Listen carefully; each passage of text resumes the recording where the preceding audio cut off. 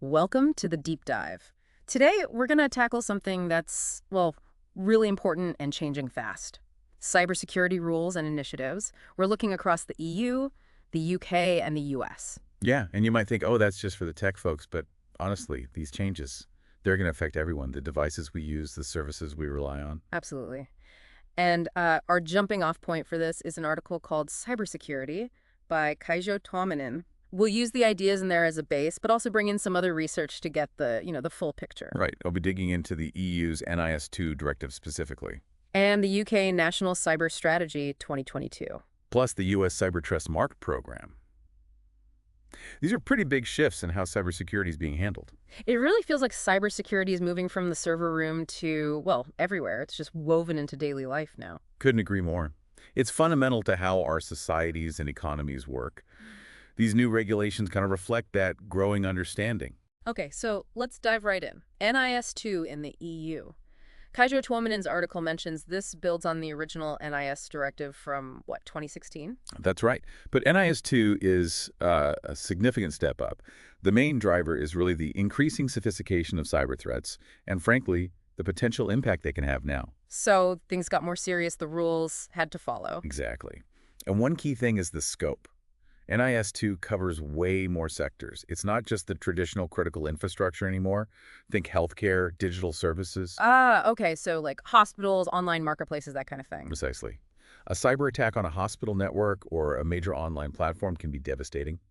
NIS2 recognizes that these are critical, too, in a modern sense. Makes sense. So what are some of the concrete things NIS2 actually requires companies to do? Tuomen's article mentioned risk assessments. Yeah, risk assessments are fundamental. It's about companies actively looking for where they might be vulnerable, understanding their own digital weak spots. It's not just box ticking. You have to know the risks to manage them. What else? Multi-factor authentication, or MFA, is a big one, moving beyond just passwords. Right, like getting a code on your phone. Exactly that. Yeah. It's like adding a second lock. Makes it much harder for bad actors to get in.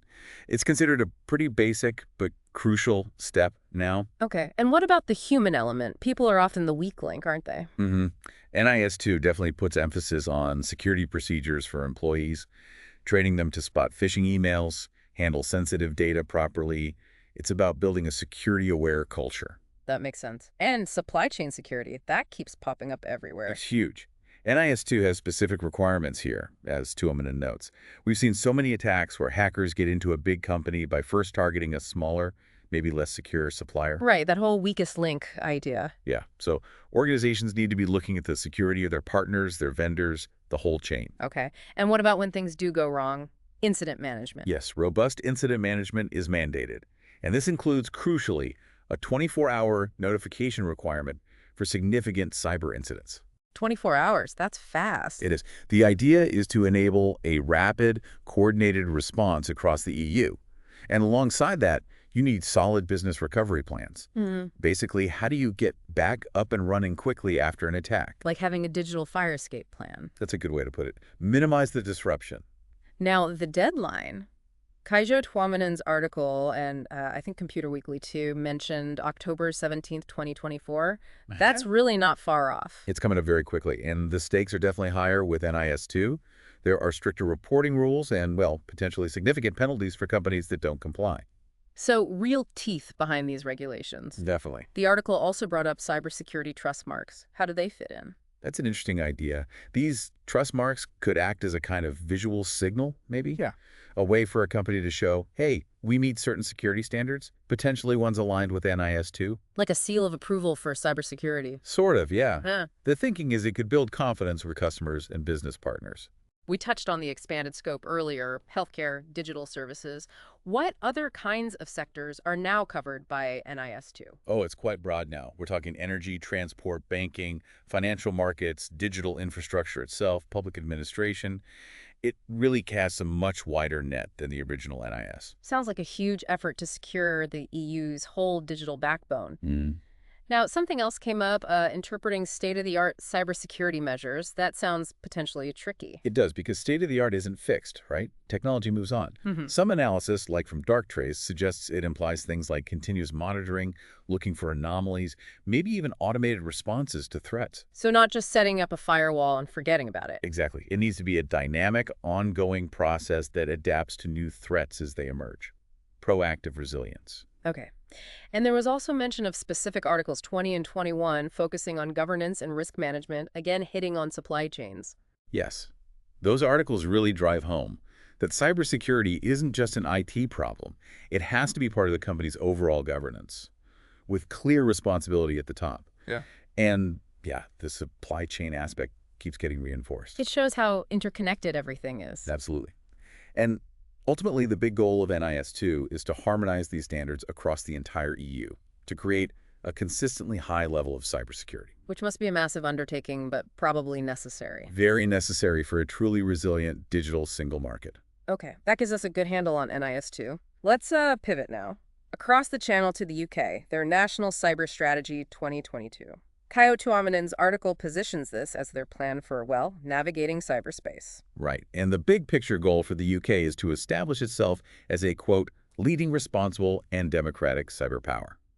The official documents lay out 5 main pillars to achieve this. 5 pillars. Okay, what are the key focus areas? Can you break those down a bit? Sure. Pillar 1 is about strengthening the UK's own cyber ecosystem skills, innovation, that sort of thing. Right, building capacity. Pillar 2 is building a resilient digital UK, helping businesses and people protect themselves.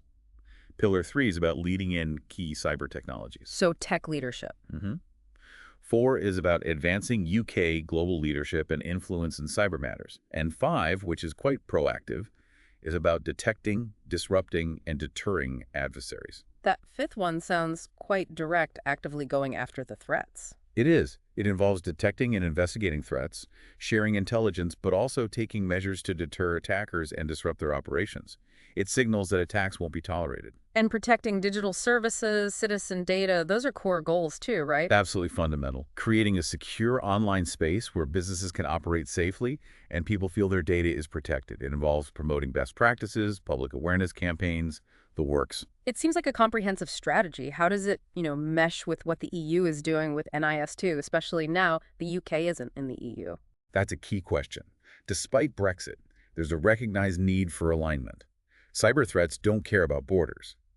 Analysis suggests the UK strategy and their upcoming Cybersecurity and Resilience Bill actually align quite closely with NIS2's objectives.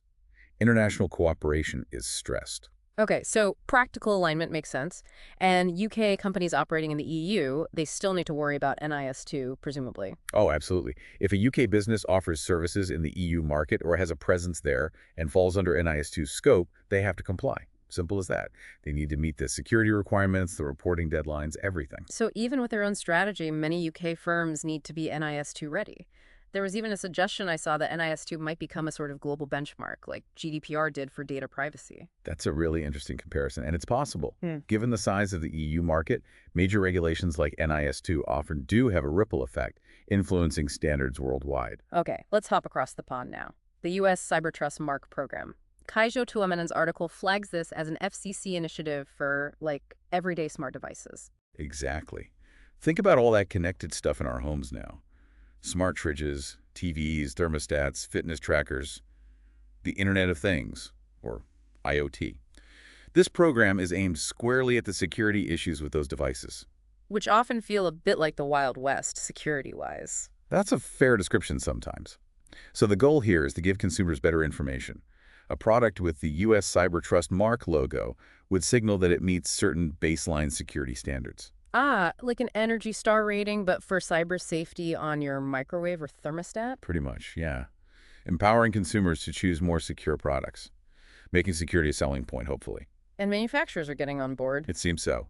Major electronics companies, retailers, trade groups have apparently committed to improving security for these kinds of products, a recognition that it can't be an afterthought anymore.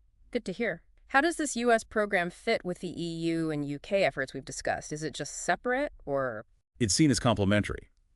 While NIS2 and the UK strategy focus more on critical infrastructure and organizational security, the Cybertrust Mark zooms in on consumer IoT devices.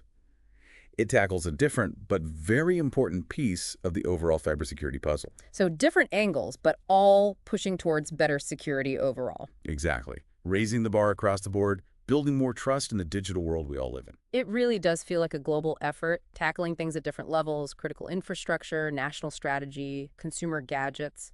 Now, looking at how these overlap, we mentioned the UK strategy aligning with NIS2. Yes, and the practical need for UK firms in the EU to comply with NIS2 really underscores that interconnectedness. And the US trust mark, even if it's a domestic US program, probably helps raise global awareness and standards just by existing, right? It likely does. And this broader idea of trust marks, whether in the US or potentially linked to NIS2, is about creating clear signals of security. That helps everyone.